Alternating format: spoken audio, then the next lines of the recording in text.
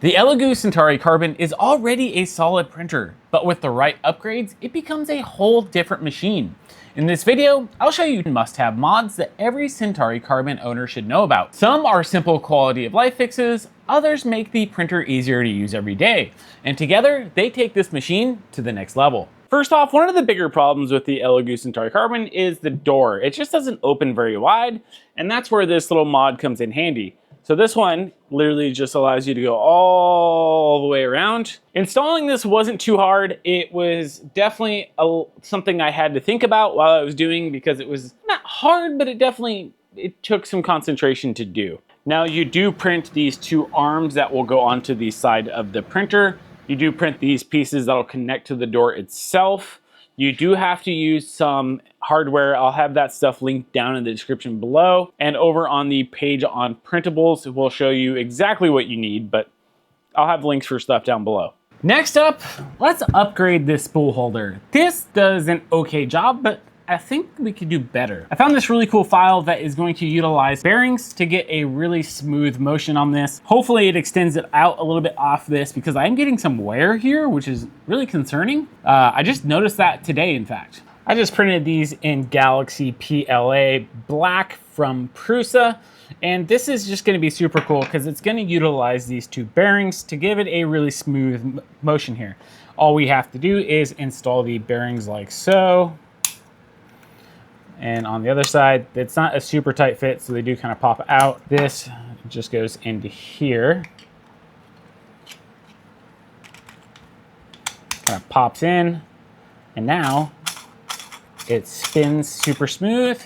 And we have a little locking pin here that is sized correctly, so it goes in. Helps if you install it right the first time. There we go. Bam.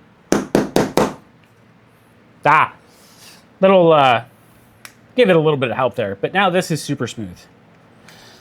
And now this just goes in. There we go. Now we have a super smooth spool holder here. So for instance, throw some on. And now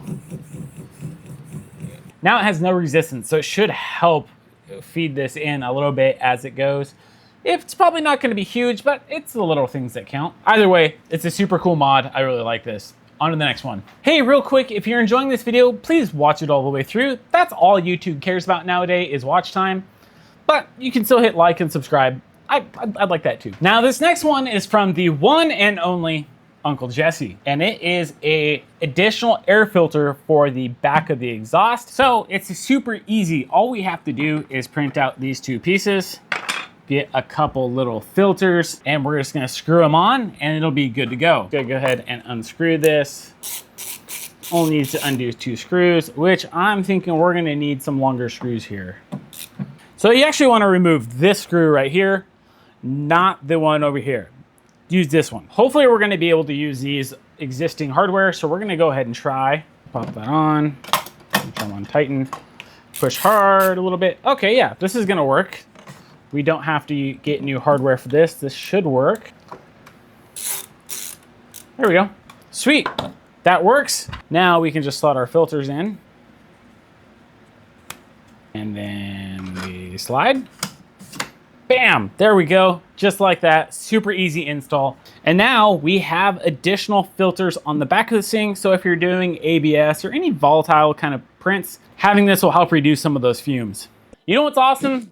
PCBWay is awesome, because I have an upcoming project where I need to print some large items and I don't have a printer big enough. So PCBWay printed these out for me in some ABS and they turned out so nicely. I'm going to be doing a ultimate storage solution, but like I said, I didn't have a printer big enough to print these. So PCBWay took care of them for me, and it's really easy to order from them. You can just hop on their website, upload the file that you want, select the material that you want, and check out, and you'll have some engineers check it out before they actually print it to make sure everything's cool. If you're interested in checking them out, you can hit the link down in the description below. While we're at the back of the machine, let's upgrade the little poop chute here.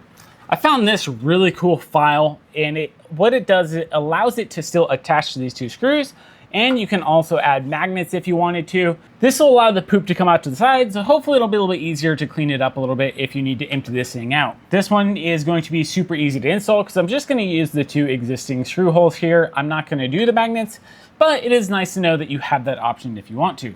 And this printed beautifully in some Bamboo Lab PLA.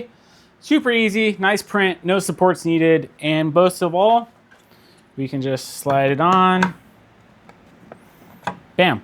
Next up, this one doesn't do any function. It's purely an aesthetic upgrade. Now, I wish I would have done the arms for the door in a color to match, but I didn't think that far ahead.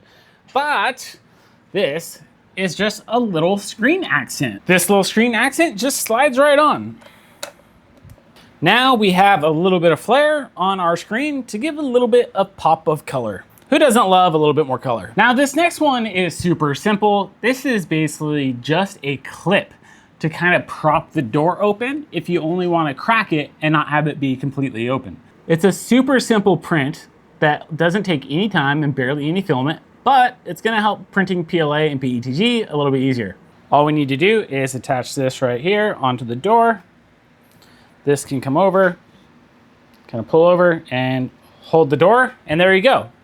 Your door is stuck in place. It's gonna keep it propped open and it's gonna be super easy. Well, that's a super easy print that's gonna really help with PLA and PETG just by keeping that little door open and allowing everything to vent out as it needs to. This next one's gonna solve the problem of this filament detector right here. It's a little too close to the printer. So we have these parts here, which I printed a little extra because I didn't know which one I needed. It's gonna pop it off to give it a much better line for the filament to feed through. Now inside the machine, we are going to need to remove those 2 screws to get that filament detector off. You know, maybe I need some more coffee or something, but this was a little bit difficult to install for some reason.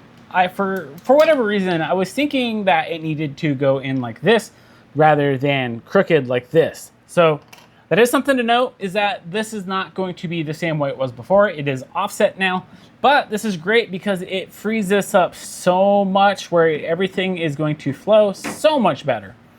On to the next one.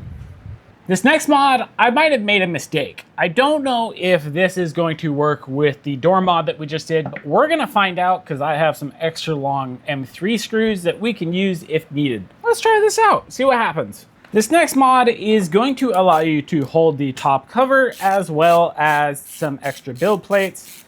Hopefully this is going to work. I honestly don't know if it will, but we're gonna find out real quick. So let's see, this one goes here using hopefully the existing screws. Yeah, I think this is gonna work. Cool.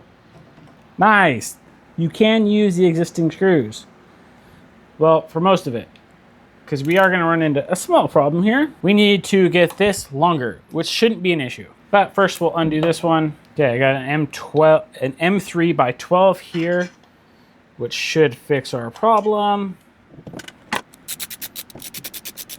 Might have to bend this a little bit, which I think it'll be all right. We're gonna find out pretty quick though. I've got a stack of 4 washers that we're gonna try and make this work with. I've got a longer bolt.